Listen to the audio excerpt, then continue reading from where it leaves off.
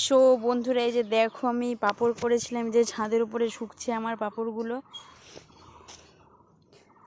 দেখো আলুর পাঁপড়, তারপরে এই যে এইগুলো হচ্ছে চিড়ার পাঁপড়, আর এই যে এখানে আছে আমার ভাতের পাঁপড়।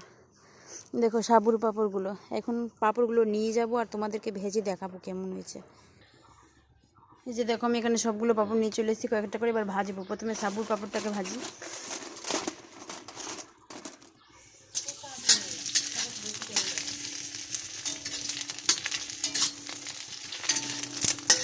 দেখো তেলটা আমার খুব গরম হয়ে গেছে, তা লাল হয়ে গেল। এই যে দেখো এগুলো চিড়ার পাঁপড় ভাজছি। চিড়ার পাঁপড়গুলো কি সুন্দর ফুলে ফুলে যাচ্ছে। যেগুলো ভাতের পাঁপড়,